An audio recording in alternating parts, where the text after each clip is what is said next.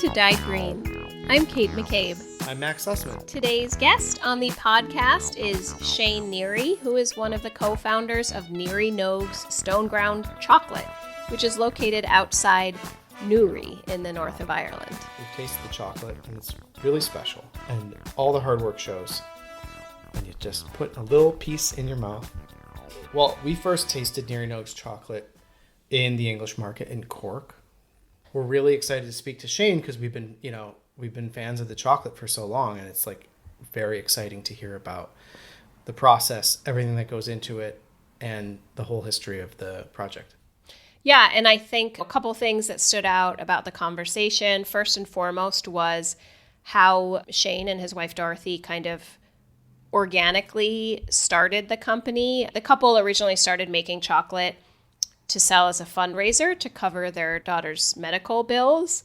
And it was really because of the reception that they received and how delicious their chocolate is that they eventually ended up pursuing making chocolate as a career. And they've been going from strength to strength ever since.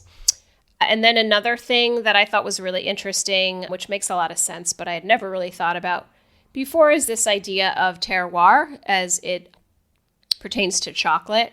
Chocolate is actually a fruit, which a lot of people don't know, but different cocoa beans that grow in different countries have different flavor profiles. And I think one of the reasons why, at least after talking to Shane, that I had never really thought about that before is because some of the biggest global chocolate makers, whose names I won't share, have a different kind of process, a different approach when it comes to making chocolate, because they want all of their bars to taste the same, no matter where someone buys them. So they're looking to create a specific kind of chocolate profile, regardless of where the cocoa beans come from. Yes. Well so they're said. Kind of masking the terroir, I think, there. Yeah, well, my favorite part of the interview was learning about this term melters, which, there's a lot of people, there's two different ways to, well, there's probably more than two, but we learned there's different ways to make chocolate. There's bean to bar, where you actually get the cocoa beans, go through this whole process.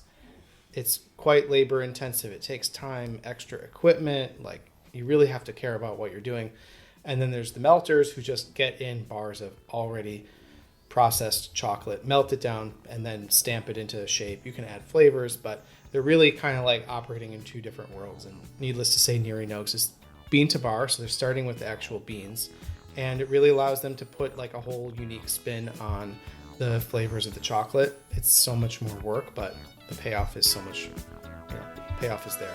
Without further ado, here's our interview with Shane.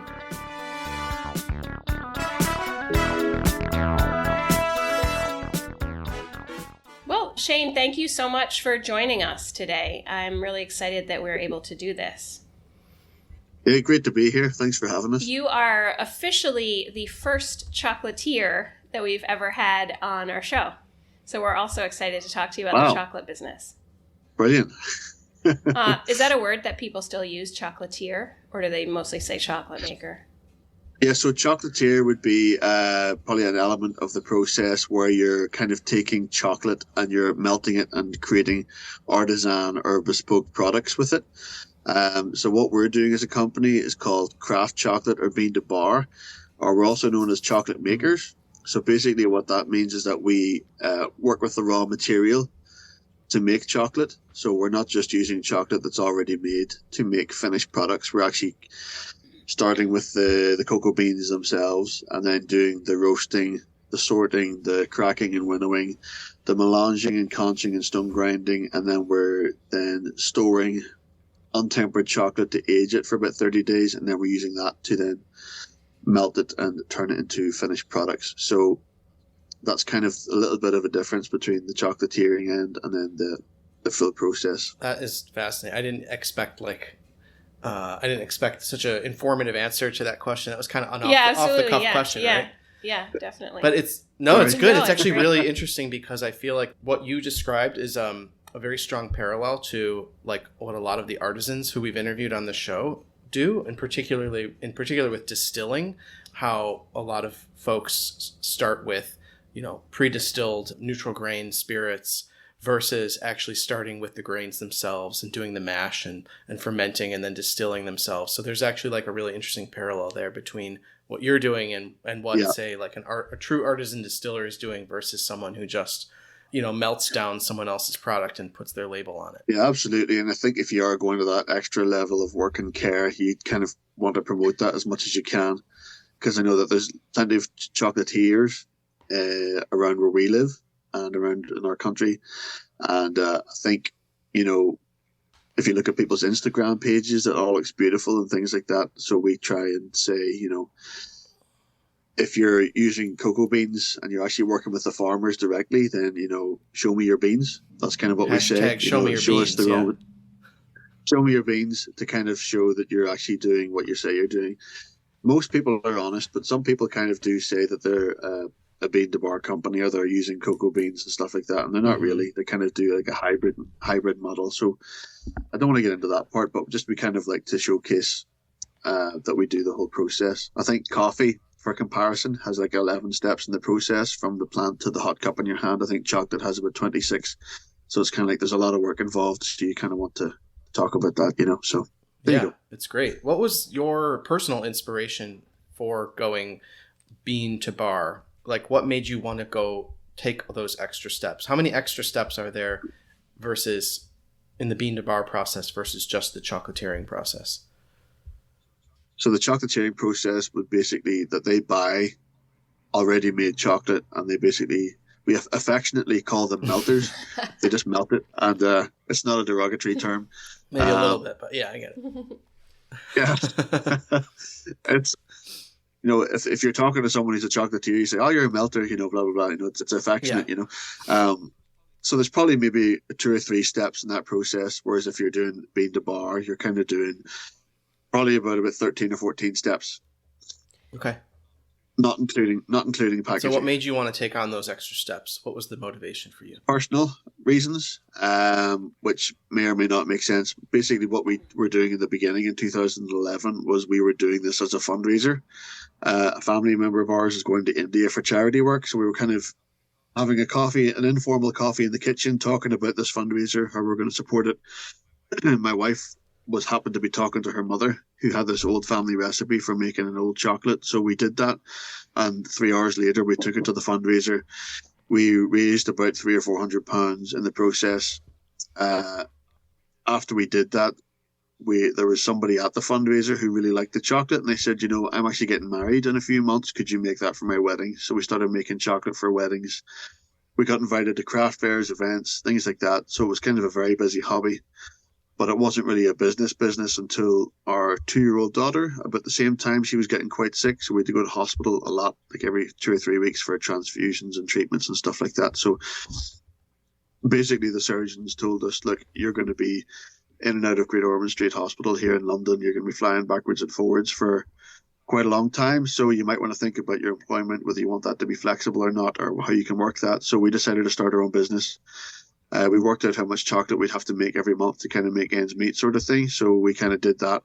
But the more we talked to clients and customers, chefs, and people like that, nearly 1 in 5, 1 in 10 people were either dairy-free, soya-free. They wanted chocolate that didn't have any additives to it. So we couldn't actually source chocolate anywhere that didn't seem to have all these additives to them. So that kind of led us in a bit of a rabbit hole of discovery about the chocolate industry and how it works. And we decided that the only way we could actually make a chocolate that didn't have all this stuff in it, like palm oil and soya and things like that, was to actually buy our own cocoa beans. So we did that for a while. We bought a few kilos. We didn't really know what we were doing. We kind of were looking on the internet, reading books, trying to figure stuff out. And then eventually we started making bean to bar chocolate. Long story short, we kind of got some investment. We bought a few pieces of equipment, moved out of our home, rented an industrial unit in a complex. We were there for about 3 or 4 years. And then in 2018, we actually bought a property, which used to be an old potato farm. And we've been slowly turning that into a chocolate production facility since that time. Cool. And so here we are. Cool. Well, I have a couple questions, but first I wanted to ask how is your daughter? Is she? So she's 15 now, 15 and a half. She's great. the scary part is long behind us. That's good. I think we're now just in a case of management and just trying to make sure that we have the best medical treatments available for her quality of life and stuff like that. But to look at her, you wouldn't think there was anything going on. I think it's all very well hidden now, so it's just a case of just making sure that she's okay. She has treatments that she takes for her bowels and things like that to make sure that her bowels are performing the way they're supposed to and stuff like that. But a lot of the scary stuff, the major surgeries, are over, hopefully, for now. So that's good. I do want to ask you what you did before you became a chocolate maker, but since we're talking about kids, I'm just curious as a parent, like what it's like being a chocolate maker with small children in the house. Do they just eat a ton of chocolate? Do they get sick of it like people that own ice cream stores and don't eat ice cream anymore? Or what is that like, raising kids in like a, Willy Wonka kind of environment? It's a really good way to kind of practice the entrepreneur mentality, which is chaos. We have younger kids and we have older kids. So I think in the beginning, obviously, we're starting in a domestic setup, which is always a challenge whenever you're working at home, especially in the food industry and you've got kids everywhere. I think in the beginning, some of the equipment that you have to buy for making chocolate is kind of interesting from a kid's point of view. There's lots of things spinning, there's lots of interesting smells, and there's great ingredients flying around the kitchen. So obviously there's lots of sampling going on and, chocolate bribery to get out of the kitchen for another hour, that kind of stuff. So I think it's kind of fun. But obviously, if you're serious about making it a business, you can't stay in that place. You have to find a way to move forward. And so whenever we had the opportunity to get it out of the house, we took that opportunity to kind of create that physical separation. But obviously, the kids are still involved to different degrees. Some of our older kids work with us now. And some of our younger kids, come in and they grab a free hot chocolate whenever they can. They find the fridge and they raid it full of fizzy drinks or whatever's in there, ice creams or whatever. They have fun and they go to school and they draw pictures of their mum and dad's chocolate factory and the kids think they're living the dream, all that kind of stuff. So what I did before was I have a degree in graphic design and web design and stuff like that. And also I had my own side business doing landscaping, like soft landscaping and gardening and stuff like that. I think we're going back to 2006, 2007 time now. I used to work for a company called the National Trust, which is like a UK conservation company where they are a charity, but they look after historic properties and landscapes. So part of my job would have been looking after the fencing, the grounds, things like that. I don't know if you remember this, but in 2008, 2009, there was a worldwide recession. All the banks collapsed and there was a bit of a kerfuffle about lots of things. So because the company I was working for was a charity, they were letting lots of workers go around the UK. So I lost my job during that period of time. So I was working in factories, working on sheep farms and all kinds of stuff. Around about this time, this is whenever my wife was experimenting with chocolate. So I would give her all the credit for being the chief chocolate crafter. Because especially whenever you've got a child in hospital, I think if you've ever spent any time in hospital, it's quite an intense place to be sometimes. Nobody goes to hospital for fun. So usually whenever you're going through this, like my wife would wake up at 2 a.m. with an idea or thinking about stuff that she didn't want to think about, and then she'd go in the kitchen and start making stuff with chocolate, and that's obviously a very good therapy for her. So we actually have hundreds of recipes for chocolate stuff that she made over those years. We've had to whittle them down a little bit to something that we can use for a business because we can't make 500 recipes all the time. So she used to be a nurse, and she actually comes from the States originally. So she was born in California, but she grew up near Seattle in Washington State. So she was a qualified nurse from there, and she emigrated from the States like donkeys ago, like 25 years ago, to live over here in Ireland, So that's kind of where we are, Yeah. So you mentioned like the landscaping background and working for the National Trust. I'm wondering, is that kind of where your sustainability interests come from, or was that something that existed further back? Yeah, I think you're brought up with certain interests. At school, I studied geography, biology, and art, and I think I've always had an interest in nature. sustainability practices is kind of an overused word now. Lots of people are talking about sustainability, and what does it actually mean anymore? I think it has to do with the environment, obviously, but also it has to do with the people that are involved, especially in industries. You have to make sure that, for example, in the chocolate industry, there's big headline news at the minute that cocoa prices are going through the roof. And there's a reason for that. It is to do with cocoa farms having bad weather and diseases. And yes, there's an environmental impact there, but it's also to do with greed. Most of the chocolate that you've ever tried comes from just two countries. That's the Ivory Coast and Ghana. 60 to 70% of the world's chocolate supply comes from those just two places.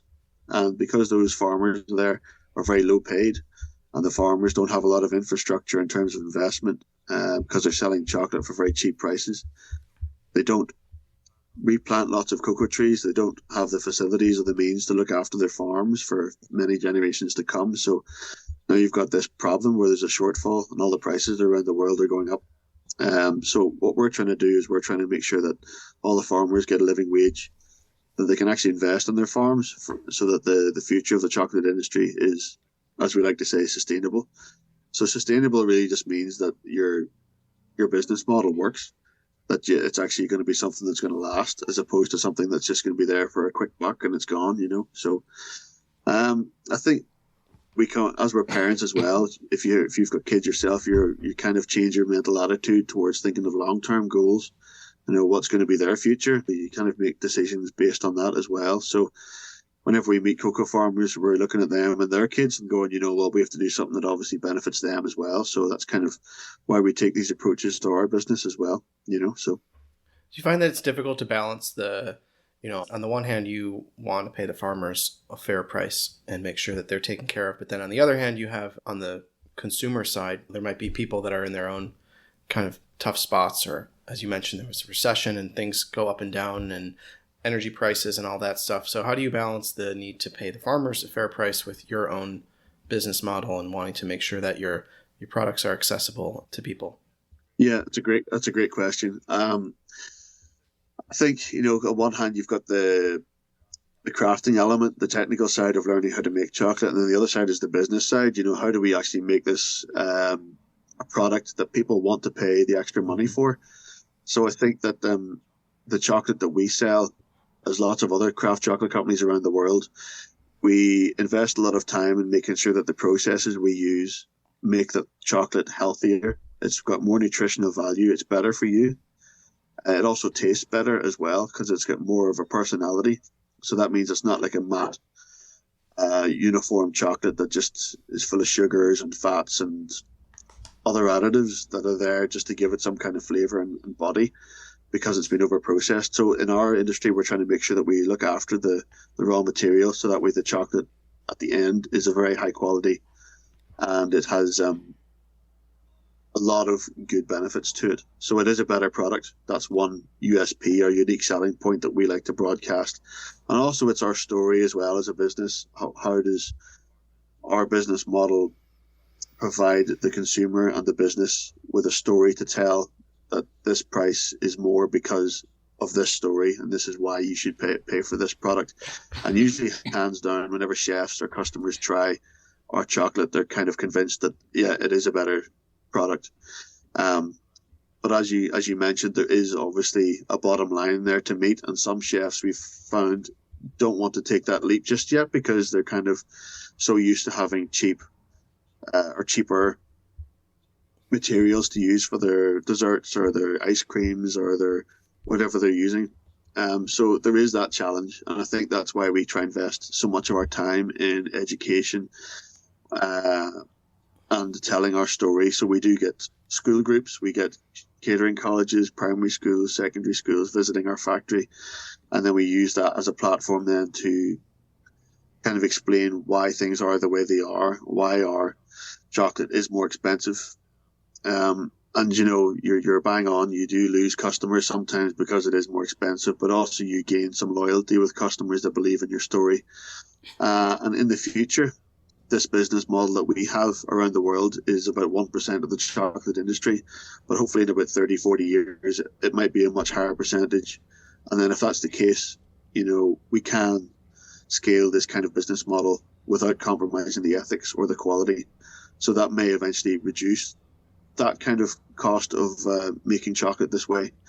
It is what it is. We have to do what we have to do. And I think if you throw in the element of child labour and slavery and human trafficking on the cocoa farms, when you're faced with that, you can hear the story of that, but when you actually meet the farmers and you see these things happening, you kind of think, right, well, we have to do something different. There isn't really an option anymore. So that's kind of where we're at. It's the lay of the land, really. You know? Yeah.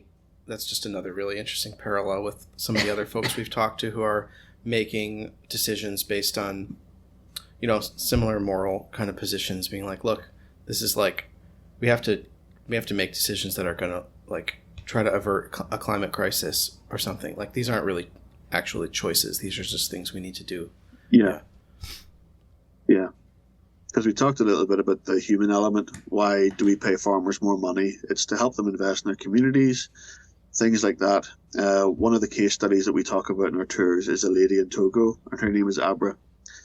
And to keep it short and sweet, if you're in Togo, which is beside Ghana, and you're a female, you're actually a second-class citizen unless you have a job.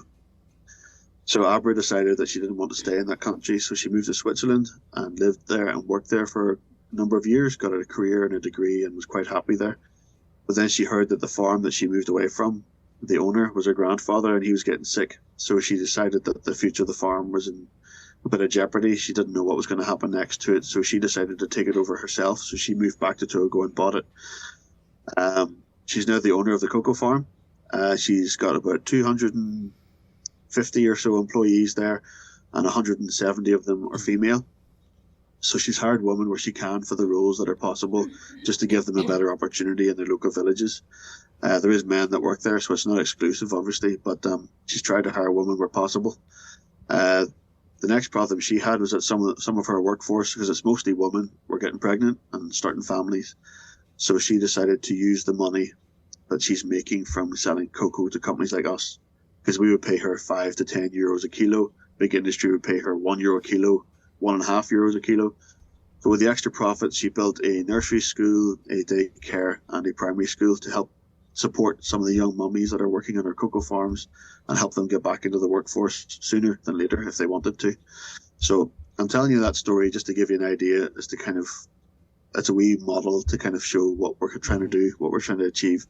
So that's the humanitarian point of view. The other point is the environment. We talk about climate crisis and the environment and all that kind of stuff. So there's a lot to unpack there. I think that a lot of the cocoa farms that we would work with would practice a lot of agroforestry stuff. So it's not stuff that's in the future. They're doing it now. So they're actually already growing different plants on their cocoa farms. They're not just growing chocolate. They're growing limes or avocados or coffee or even other vegetables and things like that. So it's better for the soil, better for the trees. It improves their lifespan. So you're not going to have a chocolate crisis in 10 years where there's no chocolate on the farm, because they've actually looked after the plants and they're paying attention to them. Obviously that takes a remodeling of what you're trying to do in the cocoa farms, but it is possible. So I think that's the main message we'd like to tell people, that there is hope in all this, that things can be sustainable, that the farmers can have a better future, and we can still all get our chocolate, and it can even be better for us. Yeah, I love the idea of providing daycare for women at their jobs. I think that's great. And when you talk about the agroforestry element, I imagine it probably makes the beans taste better too, as opposed to being grown in a monoculture. Yeah, I would imagine so. I mean, the soil has a certain impact. The terroir has an impact on what the cacao tastes like. I think in cacao, it also varies on the local floral activity and the fauna and the rainfall and things like that. But yes, I mean, it's also better for the farmer to have a diversity of crop, because if he's growing just cacao, if anything happens to that industry, then he's in a challenge there, whereas if he's growing different types of stuff, he's a diversity of income then. It also creates more wildlife in that environment as well, so different animals can benefit off the forested area. Obviously, chocolate is a rainforest product. Without rainforests, you don't get chocolate. So that's another reason why we need to look after the rainforest, So you can't just have a polytunnel or a greenhouse and grow chocolate. You need the whole ecosystem. Yeah, I wanted to go back to something you were mentioning about how the process of refining, or whatever it's actually called, the chocolate at different points could have impacts on the health benefits of it? I've never really heard that much about that. Could you talk a little more? Yep. So basically, chocolate, it comes from a fruit, which lots of people don't realize. But because it comes from a fruit, it's the seed of the fruit. It has different flavor profiles in different countries, like wine or coffee. So you can buy cocoa beans from different regions, and they'll have different flavor profiles. So, for example, our friend in Togo, the lady I was talking about, her chocolate would taste like a chocolate mousse biscuity kind of flavor. Some cocoa beans that we would get from, say, Cuba would have a banana flavor note. Some from Madagascar or Tanzania would have a berry note or a honey note. So when we're using single origin cocoa beans, we actually have different flavor notes for different products and things like that. Big industry, whenever they're buying cocoa beans, sometimes it's very hard for them to trace where their cocoa beans are coming from. So sometimes that means that they've got a variety of flavor notes because chocolate's a fruit in their giant batches of cocoa beans that they're buying. So they would have to bypass that because I don't want to say any company names, but if you imagine of a big company and a product that they make, they want that product to taste the same in every city around the world, wherever they're selling it. So if you're buying a chocolate bar in New York, it has to taste the same there as it does in London or Dubai. But if your cocoa beans are hard to trace, that means that they could potentially all taste different in different cities. So you have to slightly over-process it to create a chocolate that has lacking individual characteristics. So the key stage of that would be in the roasting process. So you can roast at higher temperatures, and that is like overcooking any food. It'll remove a lot of the natural flavor profiles. And if you overcook any food, as you might know, it removes the nutritional benefits as well. It damages the healthy parts to your food product. So cacao or chocolate, if it's not over-processed, has a lot of really good stuff going for it. We're not legally allowed to sell it as a superfood, but it kind of is. It's got lots of antioxidants and flavonols, which is to do with anti-inflammatory properties, cell rejuvenation and healing and recovery and stuff like that. You've got strawberries, blueberries, and avocados are very high in antioxidants, but proper cacao is probably one of the best in terms of percentage in the proper cacao. There's also a stimulant to cacao called theobromine. You might have heard of caffeine before. Well, theobromine is the same in chocolate. It's a natural stimulant, and it gives you like an energy boost. So it's very popular with cyclists, bodybuilders, personal trainers, people like that, or people that just don't want to have caffeine in their diet. You can have a good shot of drinking chocolate or a bar to give you a bit of an energy boost, and it would just plateau. It would just wear off. It doesn't have a negative side effect compared to, say, Red Bull or Monster or any of these artificial sugary drinks. They give you like a negative crash after you've had too many of those. So theobromine is a good alternative. Another thing I can say about proper cacao is that it can actually contribute to lowering blood pressure. If you have, say, a tablespoon a day over a number of weeks or a month or whatever, it can actually help to relax your arteries. So that means that it would increase blood flow levels to different muscles around your body. And because it relaxes your arteries, it can lower blood pressure. So it's not medicine, but there's multiple different benefits to having proper cacao. The last thing I can tell you probably is that it's got lots of good nutrition like iron, magnesium, fiber, zinc, potassium, and all these kinds of minerals that are really good for your blood system. So we would say that cacao or chocolate, if it's not over-processed, it's a very heart-healthy food. So it's very good for your blood system and things like that. So cool. Yeah, no, that's really good. I didn't know. I mean, I guess it's kind of intuitive. If you cook something hotter, it kills off a lot of those more sort of volatile, delicate components, which makes sense in terms of the flavor. But I didn't know all that about the health benefits. So that's really interesting. Thank you. Yeah, it definitely makes me want to eat more chocolate. I know. I was just thinking I should probably go get some chocolate like right about now. I'm sure everyone listening will be thinking the same thing though. Yeah.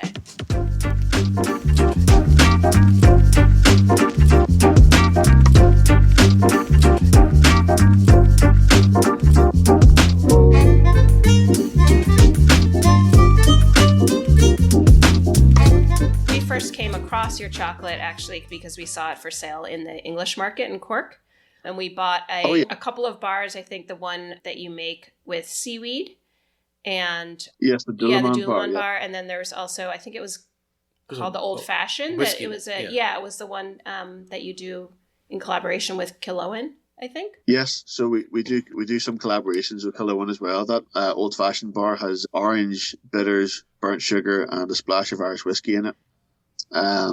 So we do international chocolate shows, and whenever we do international chocolate shows, we meet lots of makers from around the world, and they always showcase local cuisines and local ingredients from their countries in their chocolate. So, for example, we have a friend in Taiwan, and he would use a lot of shrimp and seafood in his chocolate. And we have friends in Japan, they use a lot of umami flavors and seaweed in their chocolate. So, it's not obviously everybody's palate over here to have that kind of stuff in their chocolate, because shrimp and seafood might not be that great for lots of people here. But in Asia, they sell a lot of seafood and shrimp chocolate, and they do very well for themselves. But in Europe, maybe not so much. So, like if you go to Norway and Scandinavian countries, you very commonly find licorice, sea salt, fennel flavors in your chocolate. So we kind of came back from those events thinking, well, what are we going to do being an Ireland-based chocolate company? We didn't really want to put a potato in our chocolate, and we wanted to think a bit more outside the box. So we kind of created a line of chocolates called our Irish collection, and mainly it's for people from international places to kind of try something from here that they won't get anywhere else. So our Dulaman bar, you touched on that. It actually has locally harvested gorse flowers in it, so it's like a local mountain flower which is yellow, and when you collect a lot of it, it has like a mild coconut flavour to it. We also collect the local seaweed called bladderwrack, which when you dry it and turn it into powder, it's like a sweet sea salt flavour. So it's not very umami flavoured, it's not too strong that way, it's just more of a sea salt additive. So it's very subtle, but it works very well with the chocolate. So we actually call that bar the Dulaman, which is an old nod to tradition here, because the Dulaman used to be a job here. So if your job was the Dulaman, you would go and get up in the morning and go wait for low tide, and you would go out and collect the seaweed for farming and for food. So there's musical bands. I don't know if you've ever heard of Clannad, but Clannad would be a musical band from here that would have written songs about the Dulaman and stuff like that. So there you go. So we have other bars as well, like the Old Fashioned you talked about, which is like an old cocktail with Irish whiskey, orange bitters, and burnt sugar. We have a soda bread chocolate bar, which is a soda bread. It's a local bread from here. It's quite a thick bread, but when you slice it and toast it, it creates like a breadcrumb Malteser kind of center. We also have a lavender bar, which is it tastes better than what I thought it would ever taste like. We grow our own lavender here from beside the factory, and we just infuse it with cocoa butter.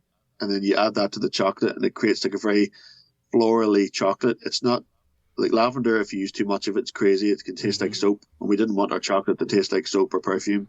So, but the lavender bar actually works really, really well. It actually quite surprised us. So I could keep talking here. So you're gonna have to just I don't know. I mean, we did want to talk about some of the local ingredients that you do use in there. So this is like right up our alley, basically. Cool. I did want to ask a question about how you distribute and how you sell your products.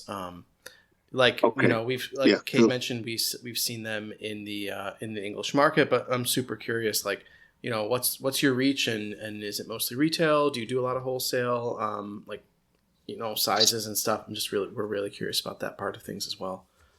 Yeah, so I mean, we've always been a wholesale business, because in the beginning we didn't have a premise, and we did, but not for retail. And we supplied chefs with cooking chocolate and things like that. So today our wholesale business would probably be around about 50 to 55% of what we do. And are these we do all pastry chefs in restaurants and hotels that are using chocolate? Yeah, so we would supply restaurants in Belfast, Bangor, places like that. We are starting to get more requests from bakeries to supply, say, chocolate battens for pâte au chocolat and things like that. So that's quite interesting. Is that something that you would need a new piece of equipment to be able to accommodate? It's not that hard to do, to be honest. Most of that side of the business, the end part, would be chocolatiering, and you just basically get molds. You can buy plastic molds anywhere. Well, not anywhere, but there's companies out there that specialize in creating specially shaped designs and things like that for specific products, like the chocolate battens. You get these plastic molds in that shape, and you basically fill it with chocolate, and all your job then is just to make sure that you've tempered your chocolate correctly, and you've stored it correctly and all that kind of stuff. So that's not impossible by any means. We did I bought some Star Wars chocolates at your shop when I was able to visit in September for our son, and he was really excited about that. Oh yes, that's right. Yeah. But I didn't mean to cut you off. When you were just talking about the specialty molds, I got excited for a second. Oh yeah. So about 50 to 55% of what we do would be wholesale. So that would be mostly chefs, restaurants, coffee shops would buy a lot of our drinking chocolate. So we would supply baristas with big bags of hot chocolate that they can use to serve customers in-house. We also do retail of the same kind of variety, so customers can buy it and take it home. But we would do 11 flavors of drinking chocolate, so that's quite popular for different seasons of the year. So we've got different flavors for different seasons. Like in the autumn time, we have a pumpkin spice flavor.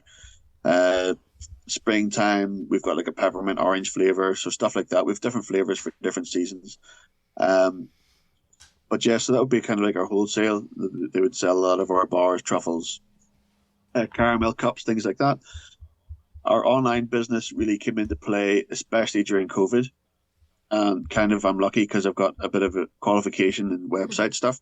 So we were kind of already working on that anyway. And then we actually officially opened our little chocolate factory to the public on Valentine's Day 2020. So we had about 150 people in our factory with live music, and it was good crack. We had a lot of fun. But then 2 weeks later, we'd close it all down, and then we went completely online as a business for a couple of years almost. We actually grew quite a lot during that time. We were able to hire people who were finding it hard to find employment during COVID, and we invested in solar energy in June 2020. One of the things we noticed was that lots of government bodies and businesses and things like that were making concessions for everybody during the COVID, but the electric companies didn't seem to be wanting to do that. So we thought it'd be a good investment to invest in solar at the time. So that helped us produce about 40% of our electric in good weather, which is good. And then, our online business grew a lot during that time. So that became, I think, present day, that is now around about maybe % of our business is online. But during Christmas and Easter, it just goes bananas. And then the rest of our business would be just visitors to our site, tours and things like that.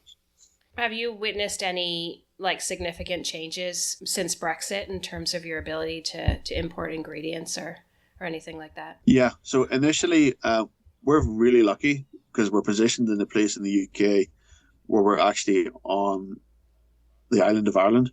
So we can actually switch ports. So at the start during Brexit, we found it really expensive and hard to import. Everything was taking longer and there was more paperwork. So we switched our port from Belfast to Dublin. So we now import just everything through Dublin. And there's no problems at all. Everything just comes in and drives up on the truck straight across the border into our factory, and it doesn't cause any hassle at all. I think we also found it hard to find sugar at the start. Cane sugar was very hard to locate after Brexit, but then so we used beet sugar for quite a while, which is UK-based sugar, which is kind of grown in the ground, which I didn't know, but that's something you learn. We've used all kinds of different sugar over the years, but we're kind of settled on unrefined cane sugar at the minute. So that seems to work what's best for us. But yeah, Brexit definitely changed quite a few things. We do a lot more trade now with the south of Ireland because of Brexit, because it's easier. And we lost quite a few UK businesses because they assumed that because we're in Northern Ireland that we're harder to work with. So Brexit was fun. But Northern Ireland is actually in a really unique position because we're actually still in the EU trade, and we're also positioned in the UK, so we can actually be the best of both worlds if we wanted to be. We just haven't had a government for a number of years, but now we do, so hopefully that improves everything. We wanted to talk about what you're looking towards in terms of the future for growth for your business. Sometimes there's this tension between sticking with your values and growing your business. However, that's not always the case. So how do you envision growth? How do you see the future? Are you looking to take on new challenges? Are you feeling like you're in a good point of size versus manageability? Yeah. I think that because we're manufacturers as well, we're learning from watching other chocolate companies like us around the world that it's actually easier if we grow.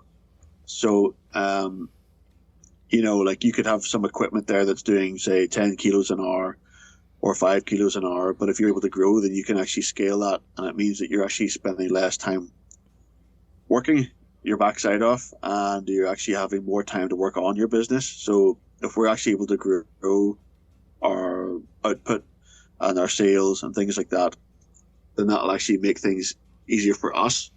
And if it's easier for us to do that, then we can buy more cocoa beans. We don't need to compromise the way we're doing things at the minute in terms of how we work with the farmers. It suits us well and it suits them, and we don't really want to change that. I think that there's a huge market in all kinds of aspects. We have to put a lot of work into our branding. I think that that's been a key thing. It's very hard for the public to know the difference between what we're doing in terms of what mass-produced chocolate companies are doing. So marketing and branding and our packaging is massive in terms of communicating that story. So we have invested quite a bit and a lot of money in the past 12 months in that to produce some better packaging and to communicate everything I'm trying to say to you on this podcast. Yeah. But I think that what we're doing with tours is really important as well. It gives people the opportunity to come and see what we do, to hear the stories, to smell and taste everything, and get a full just immersion in what we're trying to explain. It also creates brand ambassadors that way. So people can come away and say, oh yeah, I was at that factory. I heard the whole story, and, they can tell our story as well. So it's really important for us to be able to do that. Whereas if you just bought a bar in the shop, it wouldn't really convey the whole message. We have grown our sales internationally quite a bit. Where we live is in Northern Ireland, which is a relatively small market. There's only 2 million people living here. We're next door to the UK and the Republic of Ireland, which are bigger markets. So we have grown there to a degree, but we found that our sales have gone up in the States quite a lot. So like in New York City, we were featured on the St. Patrick's Day parade. Congratulations. During the NBC TV. Sounds like a big deal. Commercials. So it was like, yeah, so our phone was going a bit bananas for about an hour. So we had all of a sudden about 100 orders to ship to New York City for Easter. So that was good fun. And lots of lovely emails from customers in the States. Is there a big learning curve with exporting to new markets, or is it as simple as putting it in a box and putting the address on there and getting it out? Yes, there is a big learning curve. I think that you learn that different countries work in different ways. So because we're in the EU single market and the UK, we use different couriers for UK versus EU. We use different couriers again for the United States. So I was actually in a meeting this morning with UPS trying to find out better deals that we can get for shipping stuff to the United States versus other companies that we use like DHL or DPD or Parcel Force, or that we've used all of them. So we're always having to reassess what couriers we use, and then they've all got their own policies on carbon emissions and all these kinds of things. So there's a lot of homework there. And obviously, if you're posting a 2 kilo box to somebody like yourself, if you're in the States, versus a shop who orders 30 kilos of stuff, you have to use a different courier again because there's different weights and stuff. And the one thing that we didn't think about was the time of year. So certain states in America, for example, you can't sell chocolate at different times of the year because it's so hot. So in Ireland, I mean, it doesn't matter what the time of the year is really, it's kind of ambient most of the time. But there's certain countries around the world where you just don't dare ship chocolate to for certain times of the year because it won't survive. So yeah, these are hard lessons to learn. Would that be a situation where you would eventually want to, have a warehouse over here in the US where that's climate controlled and you could ship from that way? Would that be like a huge jump for you guys? Not your own warehouse, but maybe, shipping a pallet at a time or something like that. Yeah, no, that would be class. Yeah. I think that sounds like fun. But I think that another way around that, if we couldn't do that, would be a distributor. So you would basically have a company in the States, and we've been offered this before. We would basically get pallets of chocolate, ship it over to your warehouse there, and you would be the distributor. You would distribute it to all the shops and everywhere over there that we would need. We would just do one single massive export, and then you would do the rest. So obviously, if you're a distributor, you take a 30% cut on that. So we would be taking a hit in terms of our profits.